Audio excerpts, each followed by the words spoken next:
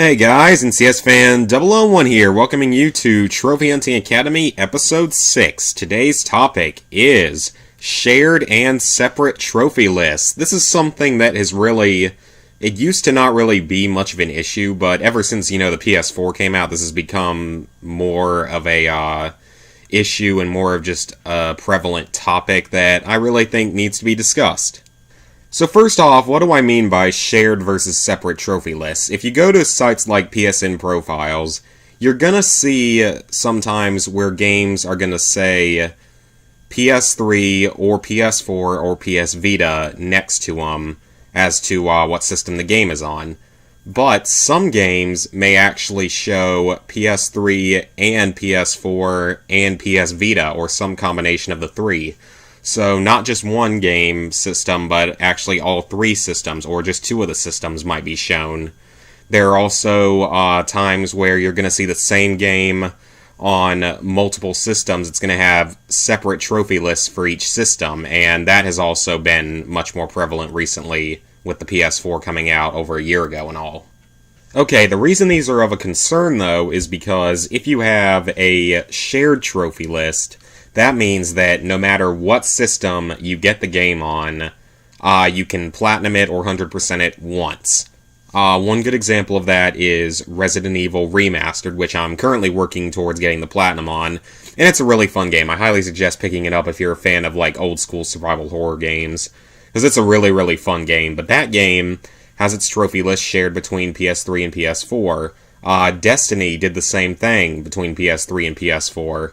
And quite a few other games have done that, where they have shared their trophy list between two systems.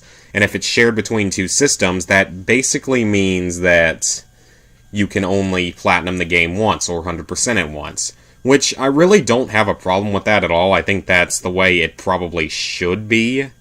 And that also cuts down on costs to where you don't have to buy the game twice to platinum it. Call of Duty Advanced Warfare. And its DLCs. Anyway, but I do kind of like the shared trophy list because of that, because that means, like I said, you only have to get the game and or its DLCs just once. If you want to just platinum it and 100% it once, you only have to worry about it one time. And that's something that I really do like about a lot of these games, because I love this Resident Evil Remaster and all, but I don't really want to have to play through it on PS3 as well, because it requires about 6 playthroughs to platinum. And yeah, you can expect that gets a little old. As for separate trophy lists, we've seen this with, I would say this is a lot more common than shared trophy lists. We've seen this with a ton of Telltale games being available on either 2 or all 3 of the systems separately. Wolf Among Us has done this, The Walking Dead Season 1 has done this, Tales from the Borderlands is doing it, Game of Thrones is doing it, and I would likely suspect that Minecraft Story Mode and Walking Dead Season 3 are probably going to do it as well. So, yeah, this can be really a good or a bad thing, and the good thing about it is if the game is really easy, or just really fun, and you're willing to platinum it multiple times, you just have to play through the game 2 times to get both of the platinums for it if you get it on 2 different systems, so it can allow you to get 2 different platinums. And that's what I've done with, like, The Walking Dead Season 1. I platinumed it on PS3 and PS4.